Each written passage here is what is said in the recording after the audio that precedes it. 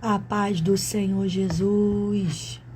Muito bom dia, quase boa tarde. Seja bem-vindo a mais um Panorama Bíblico. E hoje nós vamos falar sobre o livro de Eclesiastes, seguindo aí já a nossa sequência de panoramas que temos dado aqui ao longo desses dias aí, desse tempo que o Senhor nos permitiu. E hoje nós vamos falar um pouquinho sobre o livro de Eclesiastes, tá bom? Vamos estar orando aqui, entregando esse momento ao Senhor. Manda essa live para alguém, aproveita aí. Gente, já quero pedir perdão. O que houve, Karine? Porque era pra gente estar fazendo às 10h07 da manhã. Porém, várias coisas aconteceram. Uma delas, gente, é que eu tenho um vizinho que ele se mudou pra cá recentemente e ele tá batendo, né? Tá quebrando alguma coisa lá. Tá em obra, tá em reforma. Glória a Deus por isso. E aí, gente, é um barulho muito alto. Então, aproveitar que agora deu uma parada, a gente tá aqui com vocês. Mas se acontecer de ter muito barulho, vocês não conseguirem escutar a gente, vocês falam aqui, vocês comentem aqui, tá bom? E a gente vai ver aí um próximo momento para fazer essa live, tá? Com dificuldade, mas vamos embora, tá bom? Então, só para vocês saberem, qualquer problema de barulho, agora parou, né? Tipo assim, na hora que a gente apertou aqui o botão para começar a live, começou a bater de novo. Eu falei, Jesus, não vai dar certo. Aí ele parou de bater. Então, vocês já sabem aí se acontecer alguma coisa, tá bom? Ó, o meu Instagram, ele tá bugado desde a madrugada, desde a oração da madrugada. Ele não aparece quem entra. Eu tô tentando te achar aqui, né? Ele não aparece quem entra. E quem tá aí ao vivo contigo aí? Ele não aparece quem entra. Não tá aparecendo. A nossa irmã Núbia tá aqui com a gente. Tudo bem, Núbia? Núbia lá de Mangaratiba, eu lembro dela. Ô, Glória. Então, não tá mais aparecendo aqui quem entra. Não aparece as mensagens. De madrugada eu tive que pegar o seu. Então, já fala aqui com o pessoal e já... Me dá aí que eu escrevo e já faz a nossa oração. Fala, minha gente, paz de Cristo a todos, muito bom dia. Mais uma vez, estamos aqui. Não aparece, tá vendo? Meu Deus do céu. Voltando com o panorama bíblico, tá? Compartilha com alguém aí agora. Eu vou compartilhar aqui rapidamente, tá? E é um projeto que Deus colocou no nosso coração, para semanalmente estarmos aí aplicando um livro da Bíblia, né? A gente vem devagarinho explicando algumas coisas, é um panorama, tá? Então é algo, não é profundo, a gente abrange algumas partes, abrange alguns pontos importantes do livro vigente, para que você possa entender de uma forma simples, tá?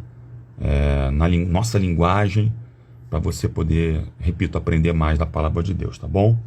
Então, para quem gosta de estudar a palavra de Deus, pega papel, pega caneta e vem aí. Ou então, coloca um fone de ouvido, não sei em qual momento que você tá, não sei se você tá no ambiente de trabalho, não sei se você tá na sua casa, mas aumenta o som aí para a gente poder aprender um pouco mais sobre a palavra de Deus. E aqui hoje a gente vai falar sobre um livro de Eclesiastes, um livro poético, tá bom? A nossa sequência é essa, tá? Então, Karine, eu quero saber sobre os outros livros. Olha, semana passada a gente falou sobre o livro de Provérbios. Falamos também já sobre o livro de Salmos, já falamos aqui sobre alguns livros. E chegou aí no livro de Eclesiastes. Então, se você tem curiosidade de conhecer um pouco mais algum livro da Bíblia, Karine, eu nunca ouvi falar sobre Levítico, já falamos sobre Levítico, eu nunca ouvi falar sobre Crônicas, Reis, todos esses livros aí, gente, Josué, Juízes, 1 Samuel, 2 Samuel, né? Desde Gênesis a gente já tem falado aí, a gente está seguindo a ordem cronológica ali, a ordem cronológica não, a ordem da Bíblia, a ordem que está escrita a Bíblia, e chegamos agora no livro de Eclesiastes, tá bom? E vamos falar um pouquinho sobre ele. Vamos orar para iniciar esse momento rapidamente. Eu tô vendo aqui outra coisa, gente.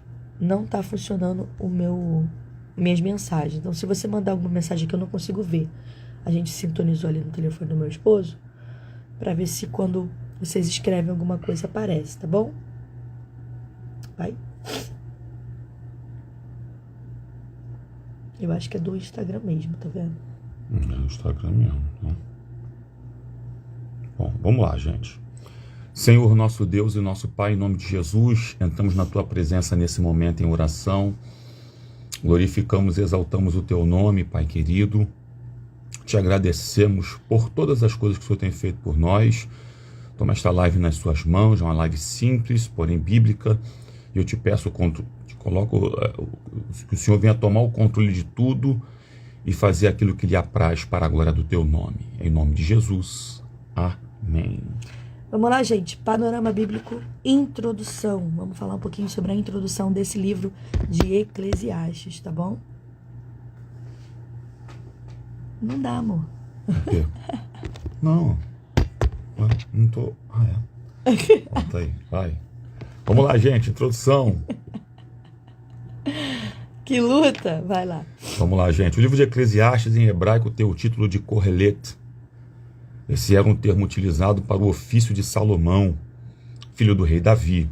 Naquele tempo, chamavam de palavras de Kohelet. Não diziam seu nome, mas queriam expressar a posição que ele exercia de fala em uma reunião ou em uma assembleia, mostrando que ele tinha o papel de um mestre. O termo que conhecemos hoje, Eclesiastes, foi utilizado pela Septuaginta, que é uma Bíblia hebraica traduzida para o grego, ou então é a Bíblia grega, tá bom? E também na Vulgata, Bíblia traduzida para o latim, que significa eclesia ou eclésia, traduzido no Novo Testamento por assembleia ou congregação. Então, tanto na tradução grega ou latina, eles tiraram seu título pelo significado da palavra hebraica Kohelet, que significa alguém que chama ou reúne o povo.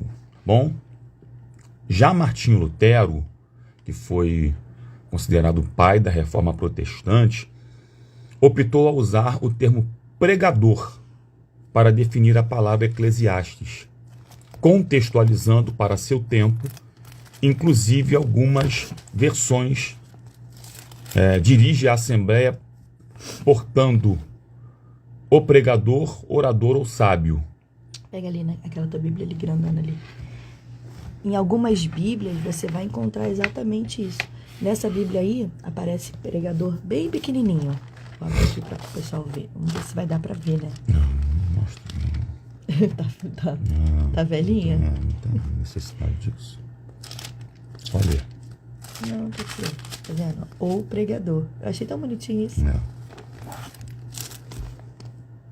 Vê se dá pra vocês verem aqui, pequenininho aqui, ó. Vai. Alguns até dizem que é a poesia e filosofia de um pregador. Nesse livro, a sua essência retrata o uso da sinagoga, um local propício para uma reunião de pessoas para a meditação da palavra. Os textos aqui contidos compõem os textos sapienciais do Antigo Testamento, chamados também de livro da sabedoria, enquanto os livros de Provérbios que falamos aqui na live passada tratam de uma sabedoria de Deus. Aqui nesse livro de Eclesiastes, vemos uma sabedoria na perspectiva humana, um esforço que o homem faz à procura da felicidade e satisfação terrena. Esse livro é escrito em estilo monólogo e apresenta as reflexões de um Salomão já idoso, que experimentou e observou muitas coisas, meditando profundamente no significado da vida. E ele descreve esse mundo como vazio em si mesmo e cheio de enigmas e contradições. Vai você agora aí. Eu queria tentar colocar aqui, eu não consigo. Travou mesmo. Tá vendo? Panorama Bíblico. Só pode ser no teu, não tem jeito. Mas não tá aparecendo. Vamos lá, gente. Ó, só para dizer que o Instagram tá boicotando a gente aqui, hein? A gente não tá conseguindo ver quem tá entrando na live, tá bom? Então, se eu não falei seu nome, me perdoa, tá bom? mas é porque não está aparecendo mesmo aqui pra gente, tá? Então sejam todos bem-vindos, estamos falando sobre... Não sei se vocês conseguem comentar aí, tá, gente? Comenta e vê se vai aparecer aqui no meu, mas eu acho que nem isso aparece. Porque nem o comentário tá aparecendo, quem tá subindo, quem tá entrando não tá aparecendo, tá? Então sejam todos bem-vindos a essa live, estamos falando sobre o panorama bíblico do livro de Eclesiastes. Então vamos lá, gente.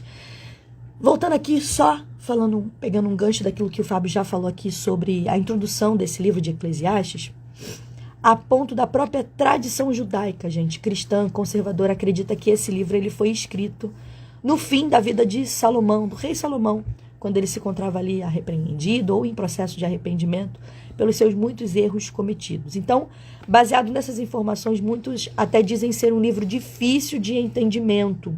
Por quê, Karine? Porque a gente percebe um ânimo, uma mudança de ânimo ali no autor, no momento de frustração, no momento de depressão. Então, às vezes parece ter um vazio ali. Parece ser um livro triste, como uma decepção com a vida. Só que Salomão, ele foi o único homem do mundo que a gente poderia dizer, considerar que ele foi feliz, porque ele experimentou a vida ao máximo, gente. Ele teve tudo que ele queria, que ele desejou, tudo mesmo. Além dele ter muito conhecimento, ter muitos bens, muitas riquezas, além disso tudo, ele olha no final da vida e ele fala assim: vaidade das vaidades, tudo é vaidade. Eu gosto muito dessa expressão que ele usa. E esse, na verdade, é o tema principal desse livro de Eclesiastes: vaidade. Tanto que quando você lê esse livro e você começar a marcar lá na sua Bíblia, são 12 capítulos apenas, você vai ver que essa palavra vaidade aparece 37 vezes no texto. E descobrindo aí, lendo esse livro, você vai ver que não existe nada que venhamos a possuir nessa terra. Não existe nada que você venha fazer que vai satisfazer você permanentemente. Ao final, você vai morrer e você vai perder todas as coisas que você lutou a vida inteira para conquistar. Então, todo o seu tempo gasto, tudo aquilo que você envolveu, força, que você envolveu conhecimento, você vai ver que é vaidade. Então, ao longo da vida terrena, nesse livro aqui poético, Salomão, através da poesia, através da linguagem que ele vai utilizar ali, o monólogo ali, ele vai questão de mostrar que a vida terrena não faz sentido. Mas quando a gente pega essa vida terrena, quando a gente junta o presente, o que a gente está vivendo hoje, e o porvir, o futuro, ou seja, a gente vê que o homem, ele foi criado. Eu e você fomos criados para algo maior, para um tempo diferenciado e para um espaço também diferenciado. E eu acho isso lindo. A gente consegue observar algumas verdades. Nem o teu tá aparecendo, né? Enfim. Bem, com esse objetivo aqui, que eu acabei de falar, o autor, ele discorre esse livro todo agora de Eclesiastes com um raciocínio, descrevendo agora as suas experiências, no qual ele passou, tanta sabedoria que ele teve, que Deus deu para ele, sabedoria, conhecimento, prazer, alegria, divertimento, trabalho, empreendimento, festa, riquezas, arte, música, tudo isso o rei Salomão ele passou, amor. Só que ele fala que tudo isso, em nada ele foi completo. Em nada para ele produziu uma satisfação duradoura. Pode ter sido momentâneo, pode ter sido bom em um determinado momento. E aí a gente vê que em Eclesiastes, a gente observa ele falando que certos caminhos levam ao vazio, se não todos eles, exceto a pessoa de Cristo Jesus. Então esse livro também nos ajuda a descobrir o verdadeiro propósito da vida. Tal sabedoria pode poupar-nos do vazio que resulta numa existência sem Deus. Então não adianta você ter tantas coisas, até mesmo sabedoria, se você não tiver a pessoa de Deus. Então, o veredito final aqui desse livro aqui é que não há lucro. Olha que coisa legal. Não há lucro debaixo do sol. Você pode trabalhar, ser a pessoa mais rica do planeta, mas não há lucro debaixo do sol. Mas devemos olhar para cima, além do sol, para o Criador, para a eternidade, para o Deus Pai. E aí, como a gente já aprendeu no livro de Provérbios, na live passada, a verdadeira sabedoria, gente, encontra-se no temor a Deus e na obediência aos seus mandamentos. Isso sim é você viver uma vida alegre, é você viver uma vida com valor, é você entender o porquê que você está nesse mundo. Então a verdadeira satisfação vem do conhecimento de que e o que estamos fazendo. Tudo que acontece aqui, você, eu, somos parte de um propósito de Deus para nós. Existe um propósito na minha vida, existe um propósito na vida do Fábio, existe um propósito na sua vida. E esse livro aqui de Eclesiastes, ele pode nos ajudar a quê? A aproximarmos de Deus e não sermos dominados pela obsessão de obter poder, aprovação do dinheiro, enfim. Charles Simeon disse que há 2 lições que o cristão precisa aprender. Uma delas é desfrutar Deus em todas as coisas. Que você venha aprender essa lição hoje, aqui, estudando com a gente esse livro de Eclesiastes. E a outra é desfrutar todas as coisas que você recebe, que você tem aqui na terra, em Deus. Coisa linda, né? Vai lá, amor. Autor, gente. Eclesiastes é o mais breve dos escritos sapienciais e o seu autor foi provavelmente um sábio judeu da Palestina. Foi um pensador original e crítico. Sem mencionar expressamente o nome Salomão, o próprio autor refere-se a ele quando cita o filho de Davi, rei de Jerusalém, no capítulo 1, verso 1 e verso 12, e quando enumera na primeira pessoa as suas obras e riquezas, capítulo 2, verso 4 ao 9. Tais alusões contribuíram, sem dúvida, para dar crédito a Eclesiastes e a que fosse atribuído a Salomão, o rei sábio por excelência. Gente, qual é o propósito desse livro de Eclesiastes? Qual é o propósito? Anota aí se você está anotando. Poupar as gerações futuras da amargura, de aprender pela própria experiência que a vida longe de Deus não tem sentido. Então, qual é a intenção de Salomão, do rei Salomão, escrever isso aqui pra gente? Poupar a gente de insatisfação, poupar. E a gente vê tantas pessoas vindo a morrer por depressão. Peraí, entrou uma ligação aqui, para não bloquear o áudio. Tristes. E aqui não, o que ele faz? Gente, eu já tive essas experiências, eu tô compartilhando. Sábio é aquele que aprende com a experiência dos outros. Sábio é aquele que aprende com as experiências dos outros. Então, poupar você de quebrar a cara, de viver aquilo que ele viveu e, nossa, não deu em nada. É basicamente esse o propósito do livro de Eclesiastes. Vamos lá, gente. Destinatário, os súditos de Salomão, todo o povo em geral, tá? Data provável, provavelmente cerca de 935 a.C., perto do final da vida de Salomão, tá? Versículo-chave, Eclesiastes 12, verso 13. De tudo que se tem ouvido, o fim é: teme a Deus e guarda os seus mandamentos, porque este é o dever de todo homem. Guarda esse versículo aí, marca ele aí na sua Bíblia, tá, gente? Esse é o versículo chave, é o texto áureo aqui desse livro. É o que se resume esse livro. De tudo que você tem ouvido, se você ouvir só isso aqui na live, a gente vai ficar feliz, né, amor? Teme a Deus e guarda os mandamentos. O guardar aqui, gente, não é só você conhecer, não. É você obedecer. E esse é o dever de todos nós. O principal personagem, a gente já falou aqui, Salomão. Vamos falar rapidinho agora dos tópicos e do que acontece em cada capítulo, tá? Vai. Tópico, gente. Introdução, tudo é vaidade. Vai de Eclesiastes 1, do 1 ao 11. Provas com base na experiência e na observação, que vai do Eclesiastes 1, 12 até o capítulo 6, verso 12.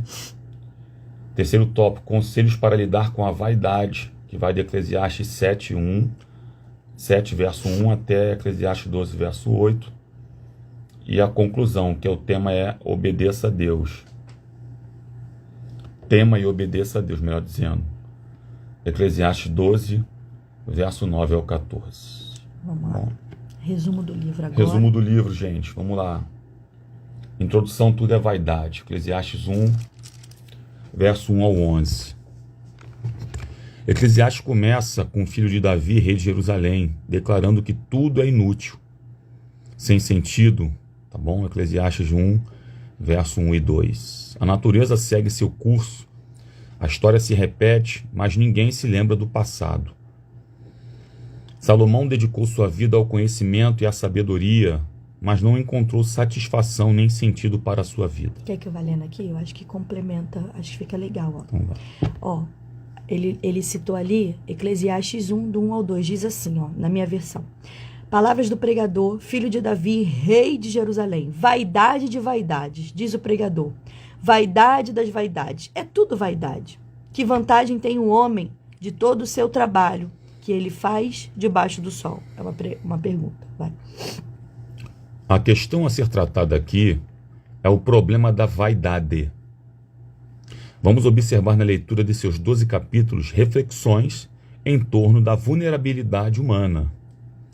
O livro aponta para o homem que tenta viver sua vida de forma independente do Criador, chegando assim à conclusão que tudo não passa de vaidade.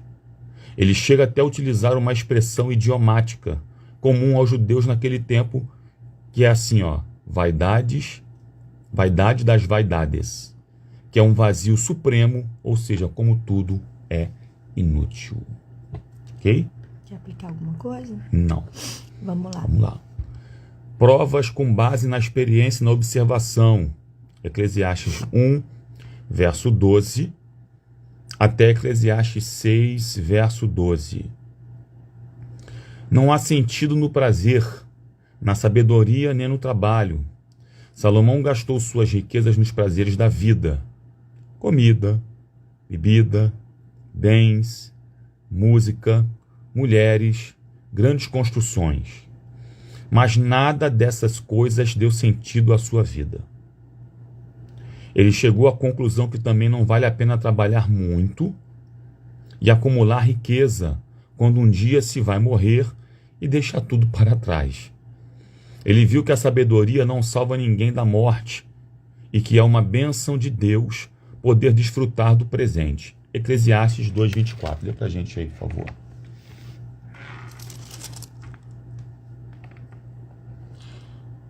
Não é, pois, bom para o homem que coma e beba e que faça gozar a sua alma do bem do seu trabalho? Isso eu vi que vem da mão de Deus. 2:24. Foi já? Isso, mas eu queria ver o da morte. Acho que eu botei ela.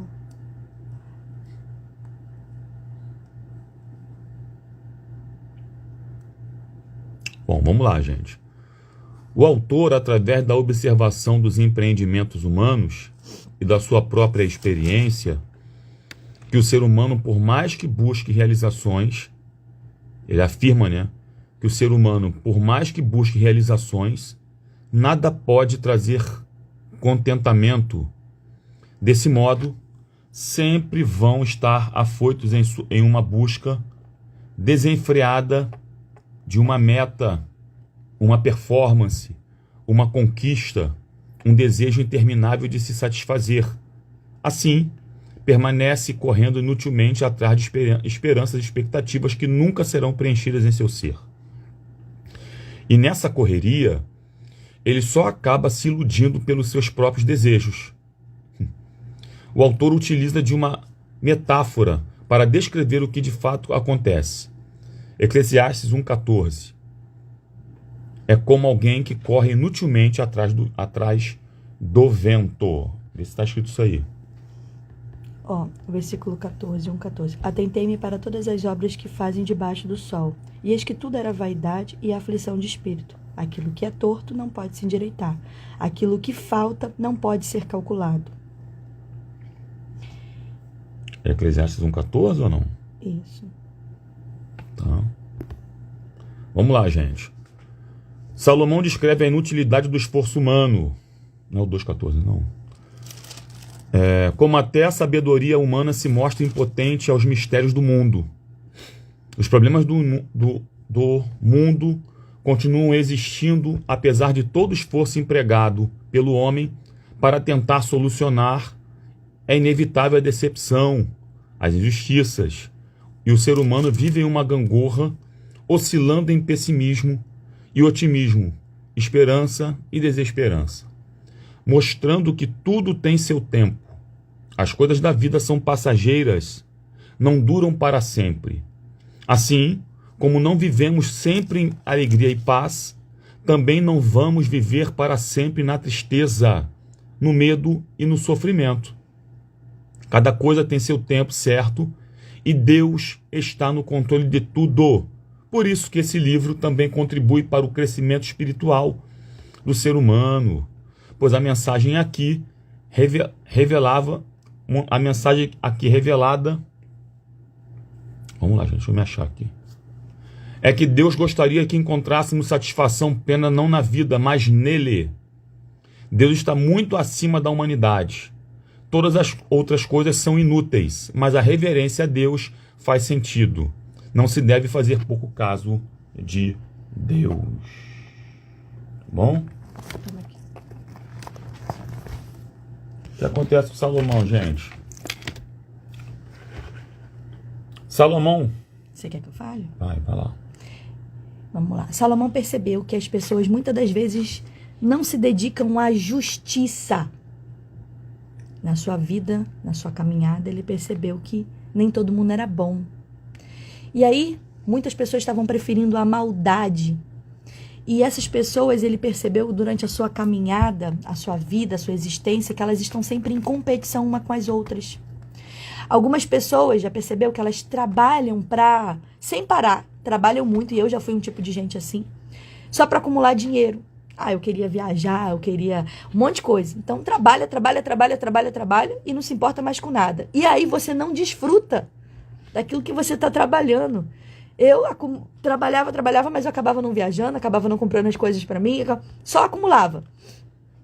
E aí, gente, o que ele está falando? Que muitas pessoas elas entram numa competição, trabalham sem parar para acumular o dinheiro, mas não desfrutam de nada.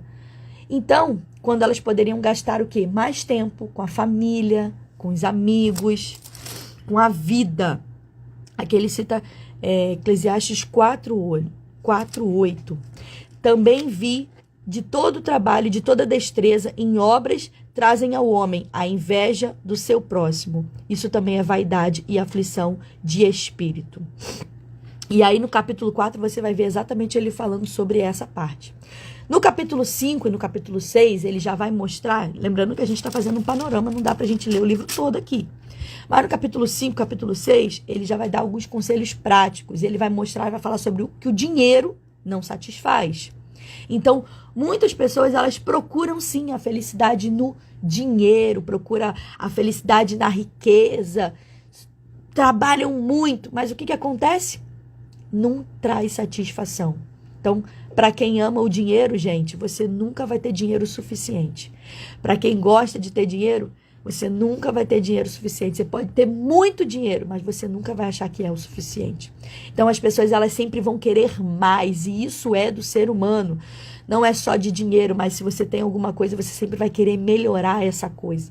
Então, as pessoas, elas querem sempre mais, elas querem sempre desfrutar mais, mas elas não sabem desfrutar do que de fato é bom, do que de fato é um bem. Elas não sabem. Se você ler lá o capítulo 5, você vai ver exatamente isso, tá bom? Versículo 10 e versículo 11 fala assim do capítulo 5. O que amar o dinheiro nunca se fartará de dinheiro, e quem amar a abundância nunca se fartará da renda. Isso também é vaidade. Onde a fazenda se multiplica, aí se multiplicam também todos os que comem. Mas que proveito, pois, têm os seus donos do que vem aos seus olhos? Aí ele bota assim: doce é o sono do trabalhador, quer coma pouco, quer coma muito, mas a fartura do rico não o deixa dormir. É forte, né? Vamos lá. Outra coisa que ele fala aqui, ó, é melhor ter menos com paz, acabamos de ler aqui, né? Doce é o sono do trabalhador do que o dono lá da fazenda, do que o rico. É melhor ter menos com paz e contentamento do que ter muita riqueza com frustração, com preocupação constante. De qualquer jeito, no fim, ninguém pode levar nada. Ninguém pode levar o seu dinheiro consigo quando morre. Vamos ver lá o que diz Eclesiastes 6:2. Diz assim: há um mal que tenho visto debaixo do sol, muito frequente, que é entre os homens. Um homem a quem Deus deu riquezas, fazendas e honra, e nada lhe falta de tudo quanto a sua alma seja. Mas Deus não lhe dá poder para daí comer, antes, entrando, lhe come. Como também isso é vaidade e má enfermidade. Se um homem gerar 100 filhos e viver muitos anos, os dias dos seus anos forem muitos, sua alma não se fartará do bem. E além disso, se não tiver um enterro digno, que um aborto é melhor do que ele. Olha isso, gente. Ele falando que é uma pessoa que morre antes é melhor do que quem vive. Aqui está mostrando, gente, o quanto que a vida é vazia, que no final de tudo, ninguém pode levar o seu dinheiro. Você pode trabalhar muito, você pode ter muitos filhos, você pode ter muitas propriedades, mas quando você morre, não tem nada. Acaba tudo. Eu gosto muito de botar ele na versão LTH, porque fica mais fácil até de entender. Então, dependendo da versão da sua Bíblia, procura depois a versão LTLH. NTLH.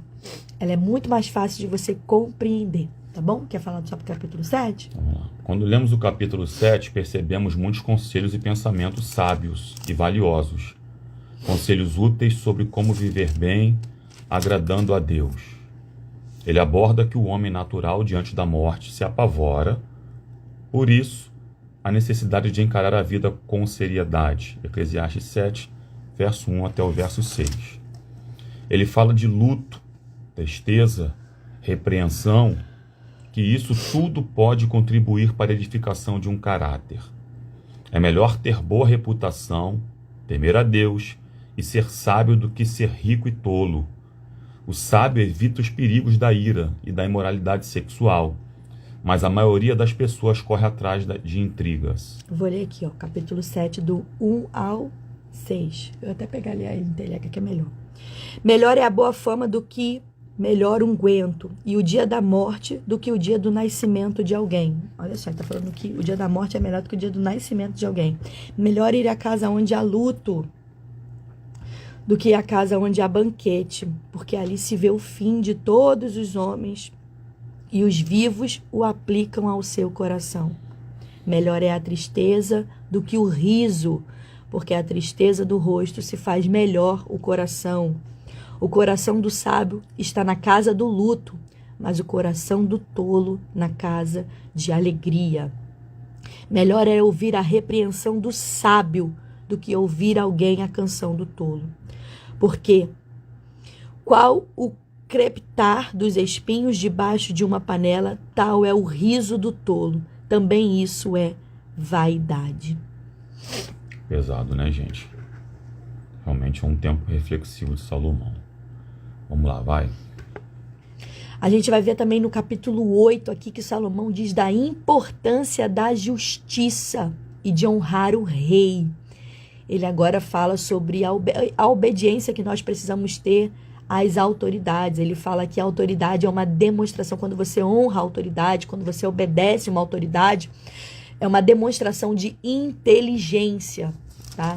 Ele fala exatamente isso no capítulo 8, obediência ao rei. A epígrafe do texto está dizendo assim, versículo 2 e 4 diz: eu vos digo, observa esse mandamento do rei, e isso em consideração para com o juramento do Deus. Ele está falando que o rei fez um juramento com o rei, porque a palavra do rei tem poder, e quem lhe dirá o que fazes?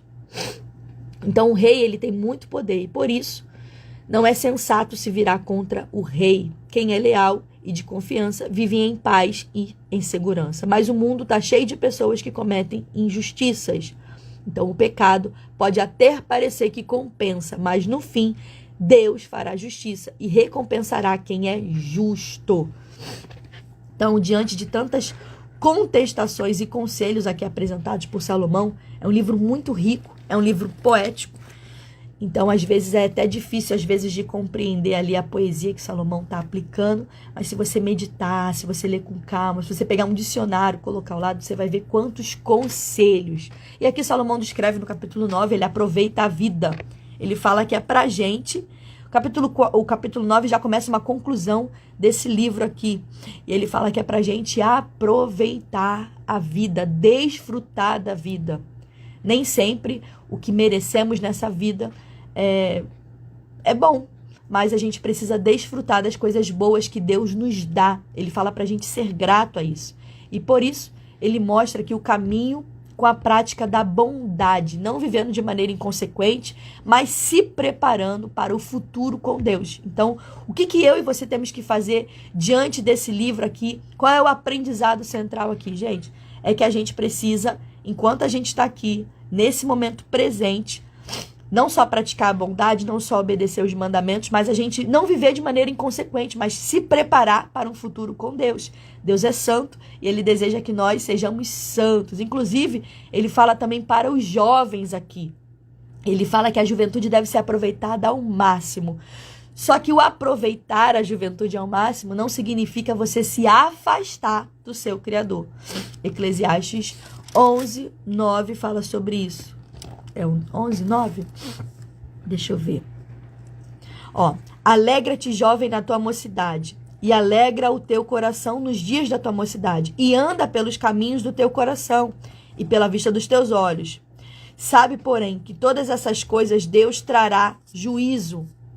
Afasta, pois, a ira do teu coração, e remove da tua carne o mal, porque a adolescência e a juventude são vaidade. Aí no 12 ele fala assim, 12:1. Lembra-te do teu Criador nos dias da tua mocidade, antes que venham os dias maus e cheguem os anos dos quais venham a dizer, não tenho neles contentamento. Então, tá mostrando aqui que a juventude é uma época para se aproveitar a vida, mas tudo deve ser feito com reverência a Deus, com temor a Deus. Por quê? Porque a força da juventude, ela não vai durar para sempre. Todos vão envelhecer numa hora. E vai perceber que aqueles prazeres vividos ali não valeu a pena. Foi vaidade. Então um dia você vai morrer e você vai ter que prestar conta a Deus. Vai chegar um dia do juízo. Vai ter que prestar contas. E aí, como foi tua juventude? Será que você lembrou do teu Criador? Será que você se sujeitou a Ele? Será que você andou como Ele gostaria que você andasse? Então que venhamos a aprender aí, pensar em todas essas palavras, em todos esses conselhos que Salomão dá pra gente. E por fim, a gente terminando já nossa live, conclusão. Tema e obedeça a Deus. Eclesiastes 12, verso 9 ao 14. Salomão se dedicou muito à sabedoria e ao conhecimento. Depois de analisar todas as coisas, ele concluiu que o mais importante da vida é temer a Deus e obedecer os seus mandamentos. No fim, é Deus quem estabelece a justiça. Eclesiastes 12, versos 13 e 14. Você vai ler aí? Eclesiastes 12, verso 13 e 14. Vai. E demais disse, filho meu, atenta, não há limite para fazer livros e muito estudar. É enfado e é carne, e é da carne. De tudo o que se tem ouvido, o fim é, teme a Deus e guarda os seus mandamentos, porque este é o dever de todo o homem. Porque Deus há de trazer juízo a toda a obra, até tudo que está encoberto, seja for bom, seja for mal. A realização da vida está no equilíbrio entre a alegria e o temor, entre a felicidade e a espiritualidade. Ok, gente? Encerrando aqui dizendo para vocês que o livro enfatiza a importância do temor a Deus, da justiça, da sabedoria e do contentamento. Ensina a apreciar o presente e buscar um propósito de vida além das satisfações mundanas.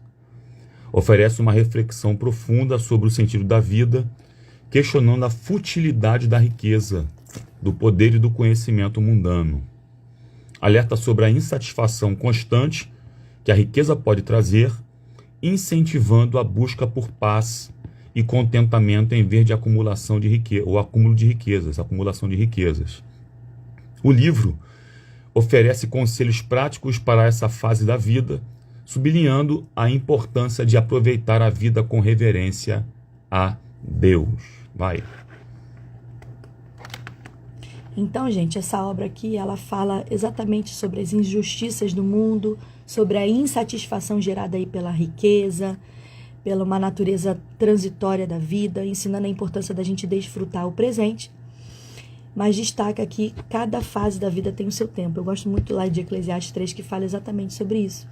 Que cada fase da vida tem o seu tempo e Deus, ele não perdeu o controle de absolutamente nada. Então, o autor revela aqui que, mesmo com todas as conquistas, sabedoria, ele não encontrou sentido na vida. E ele conclui que todos os prazeres terrenos, todos os acúmulos de riqueza não firmam, não conferem um propósito verdadeiro à existência humana. Então, ele fala que a morte é inevitável. Então, nós temos um propósito. Qual é o propósito? É o Pai, é o céu. É entender aquilo que o Senhor nos chamou para fazer nesse tempo. O Criador nos chamou para fazer esse tempo. Eu gosto muito desse livro de Eclesiastes, gente, porque ele fala que a gente precisa unir aquilo que a gente faz agora, já falei sobre isso aqui, com o que vai vir. Então, da mesma maneira que a gente precisa, por exemplo, do Antigo Testamento para revelar a pessoa de Cristo com o Novo Testamento, que já é a pessoa de Cristo revelado, a junção dos dois, é a mesma forma que a gente precisa entender esse livro de Eclesiastes e viver aqui, é unir os dois. E eu terminei com um versículo que eu gosto muito, que está lá em Eclesiastes 3:11. Deus colocou a eternidade dentro do coração do homem. Deus colocou a eternidade dentro do coração de um homem. Então, a nossa alma, ela sempre vai ansiar, ter um anseio por mais. Mas por quê? Porque a gente tem a eternidade dentro da gente. Então, nada que você venha fazer nesse mundo vai conseguir satisfazer. Você pode fazer de tudo, como Salomão tentou, e nada satisfez ele. Por quê? Porque tem uma eternidade dentro da gente. Aquilo que Deus fez para a gente viver, não foi para viver algo momentâneo. Deus fez a gente para ser eternos com Ele lá. Então, aquilo que a gente vai desfrutar no futuro com o Senhor é glorioso. Então, como é que a gente vai desfrutar isso? A vinda de Jesus trouxe essa luz para a gente. Olha o que diz em 2 Timóteo, capítulo 1, versículo 10. E que ele é manifesta agora pela aparição do nosso Senhor Salvador. E que é manifesta agora pela aparição de nosso Salvador Jesus Cristo, o qual aboliu a morte e trouxe luz à vida e à incorrupção pelo Evangelho. Está falando que Jesus, ele trouxe para mim e para você a eternidade. Ele trouxe para mim e para você esse corpo glorificado. Ele trouxe essa luz. Aquilo que antes era vaidade, agora em Jesus a gente consegue entender o nosso propósito, que é viver com Ele na eternidade. Então, Jesus, ele modificou toda essa realidade que a gente vive hoje com uma luz plena em Deus, tá bom? Então, a gente só é feliz quando a gente entende isso e vive esse propósito em Cristo, tá bom? E é isso. Para terminar, quer falar mais uma coisa? Curiosidade, gente. Esse livro de Eclesiastes era lido nas sinagogas durante a festa de Pentecostes. E Paulo cita o livro em Romanos 8, versos 11 ao 22, tá? Versos 11 ao 22. Cuidado, não podemos confundir esse livro de Eclesiastes com o livro apócrifo de Eclesiástico, escrito por Jesus ben Sirac, que podem ser encontrados nas Bíblias católicas e nas traduções da Septuaginta e Vulgata, tá bom? A Bíblia de Jerusalém inclusive tem esse livro aí, tá? É isso, gente. É isso, finalizamos mais um panorama bíblico. Fiquei triste aqui, porque não consegui visualizar o que vocês escreveram, não consigo ver. Vê se você consegue ver no teu quem está com a gente. Consegue, não? Quem está com a gente, eu consigo. Mas não conseguimos visualizar. Irmã Marta Caetano está com a gente. Irmã Matilde, irmã Núbia. Léo Casoto está com a gente também. Só. Teve algumas pessoas que entraram e saíram, né? Mas a gente só vai citar quem ficou até o fim aí, tá? O Instagram, gente, tá bugado. Não tá enviando para todo mundo os vídeos. A Marta Silva também tá com a gente. Não tá enviando os vídeos para todo mundo. Não tá deixando eu ver os comentários de vocês. Então, assim, a gente não tem interação, né? Não sabe nem se vocês comentaram ou não. Então, não aparece assim, para mim nem para ela não, tá? Vamos orar aí para que essa ferramenta venha melhorar, né? E seja uma forma da gente propagar a palavra de Deus. Então, esse foi o panorama bíblico do livro de Eclesiastes. E semana que vem, o Senhor assim permitindo, vamos falar sobre o livro de Cantares. Cantares também, um livro de Salomão, autoria dele. Um livro poético também, estamos falando sobre os livros poéticos. Eu tenho certeza que vai ser bênção para a glória de Deus, tá bom? Obrigada por você ter ficado conosco aqui. Ore para terminar, Fábio. Oremos então ao nosso Deus para poder encerrar. Senhor, nosso Deus e nosso Pai, em nome de Jesus, entramos na Tua presença nesse momento em oração. Glorificamos o Teu nome, exaltamos o Teu nome por todas as coisas. Toma, Pai querido, a vida de cada um de nós. Toma esta quarta-feira, que venha ser uma quarta-feira produtiva daqui para frente e que o Seu nome venha a ser sempre glorificado. Amém. Beijo, gente. Paz de Cristo. Deus Tchau, abençoe. gente. Deus abençoe a todos.